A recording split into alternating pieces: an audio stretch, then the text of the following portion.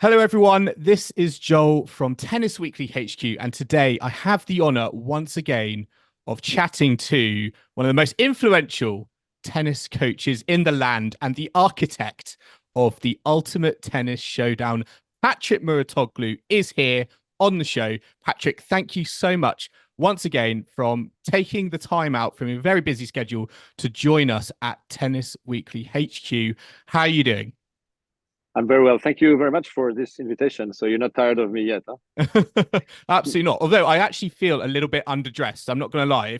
If I had known you were going to wear a jacket and a shirt, I probably would have dressed up a little bit more.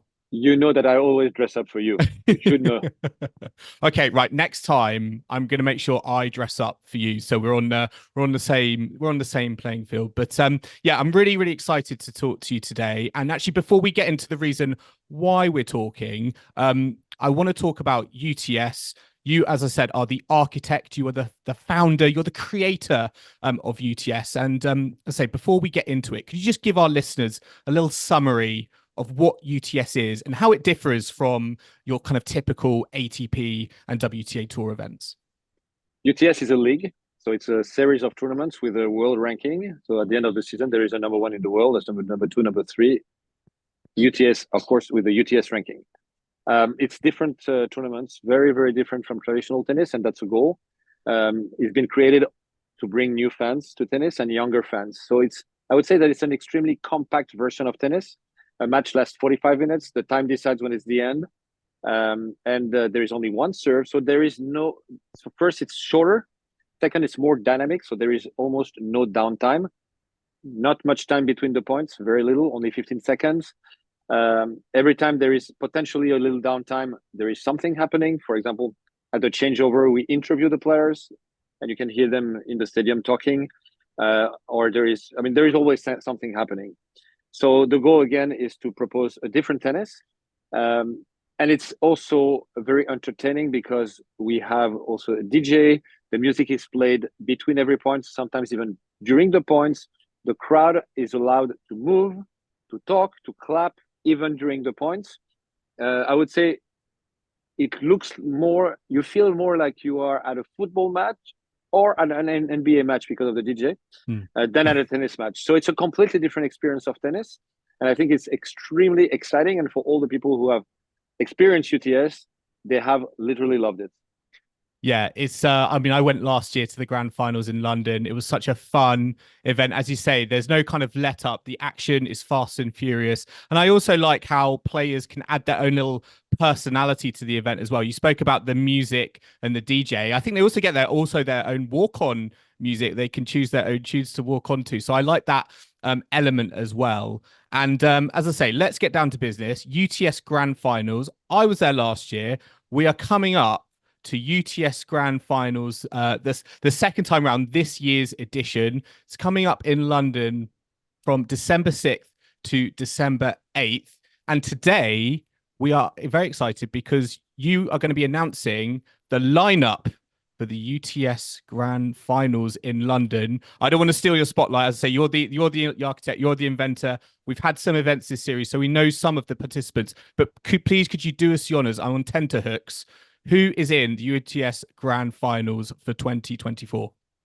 Well, I will need my paper, which actually is my I fault. put you So on it's the going to be spot here, difficult. actually. I'm Yeah. like, oh, I put you under too much No, pressure. but you know why it's difficult for me to remember? Because we just had UTS in Frankfurt. Mm. I'm talking about London, but I'm also talking about Guadalajara, which will be in February, Yes, which is a yes. different lineup, and the lineup of also Nîmes, which will be in April. So I mean, Oh, okay. I'm very confused, but maybe you can help me. Okay.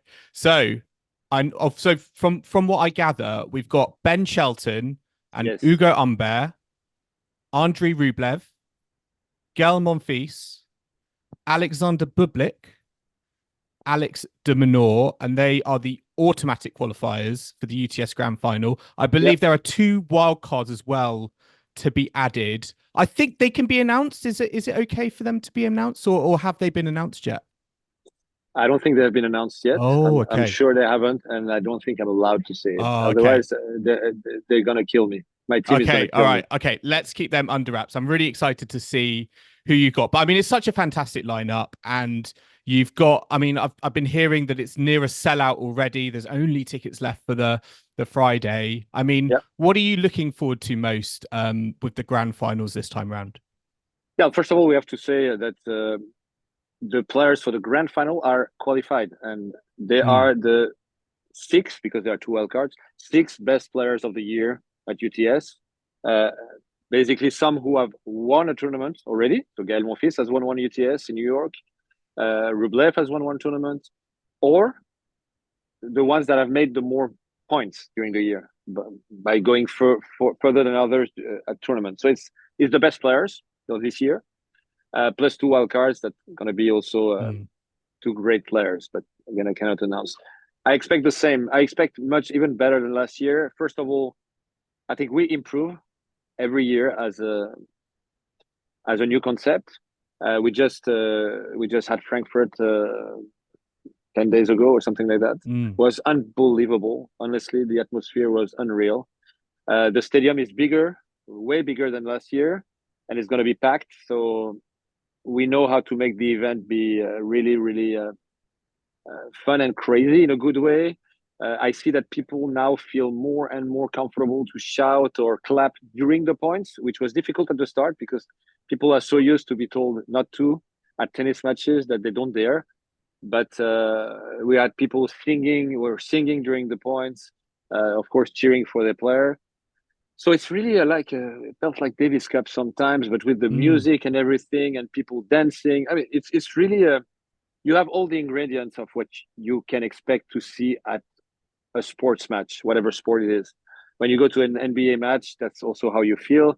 And I would really, I would describe it as the NBA of tennis. So that's what I expect for London this year. Again, a much bigger stadium that's going to be packed.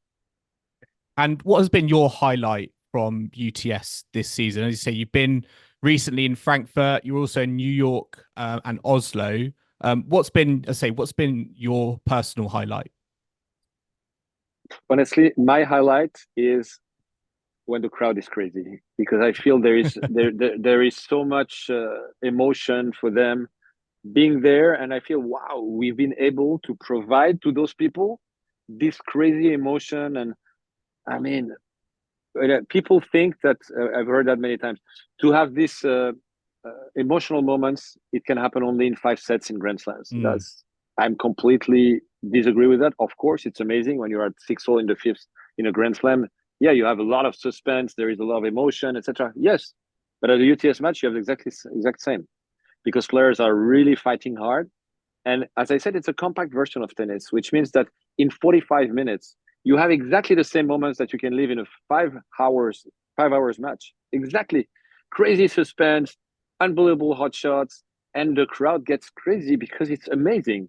So mm. when I feel that with the crowd, these moments, wow, you have no idea how much emotion I go through.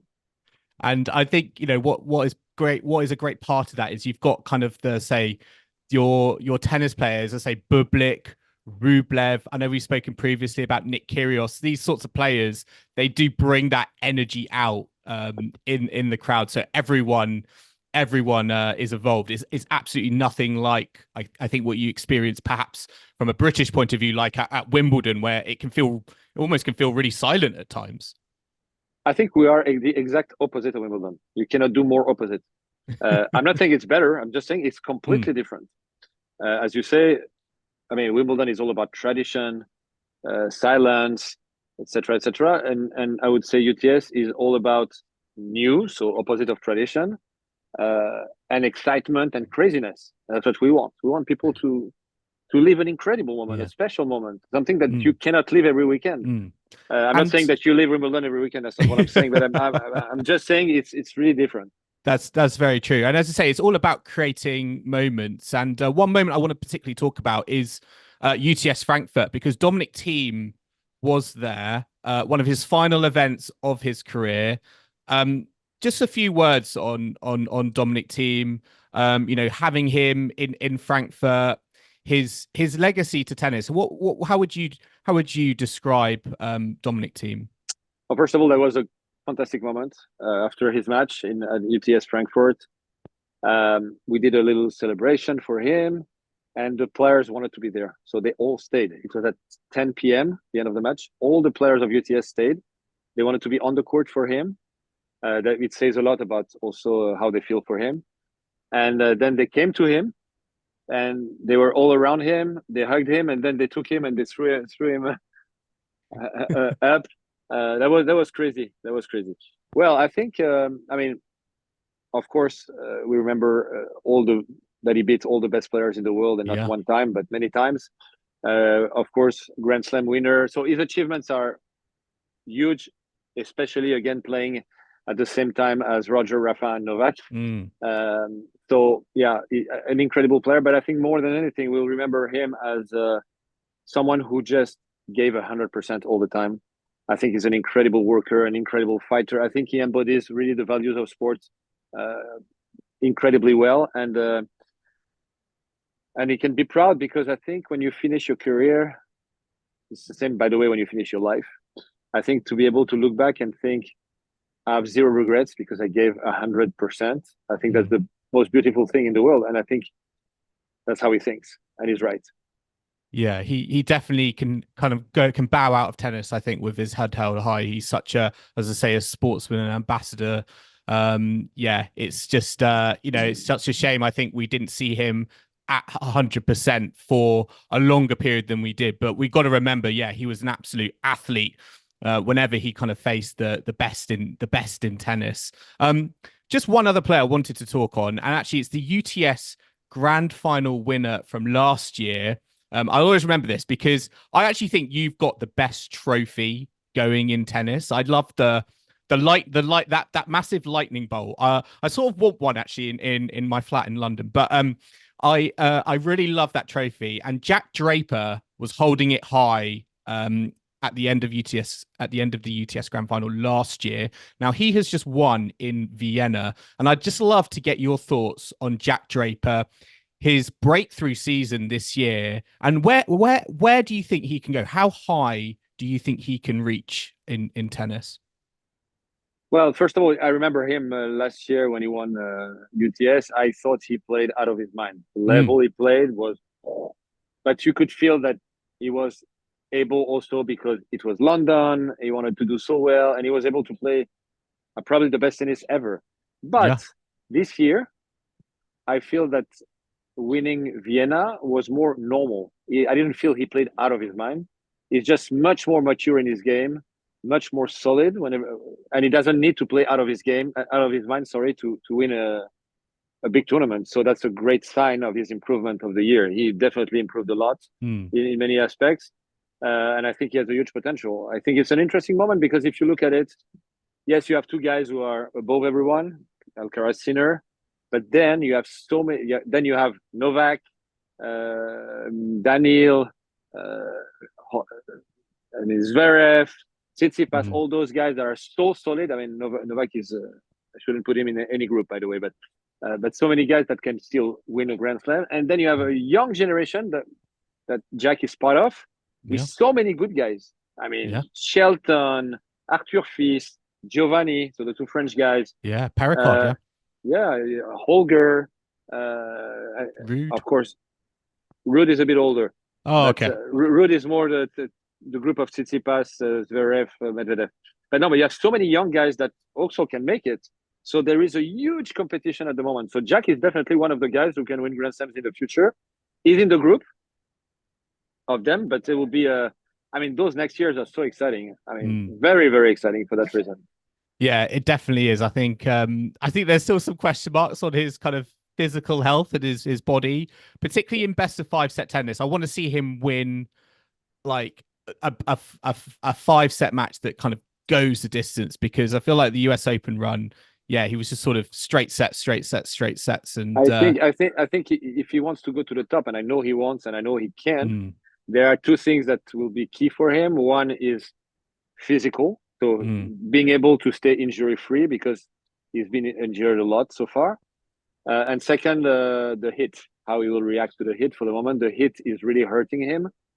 So as you said, in Australia or in any Grand Slam, when it's a hot day, if he has to play 5 sets, it's something that he will have to figure out. But but for everyone, there are some things that you need to figure out to win a Grand Slam. So for him, I think that's two big things that he will need to solve.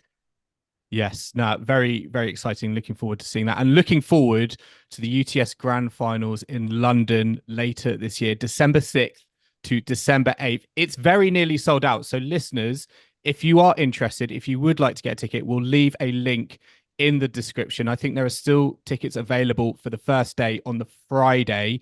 We will be there, so we're very much looking forward to it. But thank you, Patrick, for your time today. Really, really appreciate it. It's always a pleasure to have you on, and to hear your kind of words of wisdom. I just wish, as I said, I'll bring a collared shirt and a jacket next time. Please. Right, listeners, thank you for joining us, and myself and Patrick, and we will see you again soon.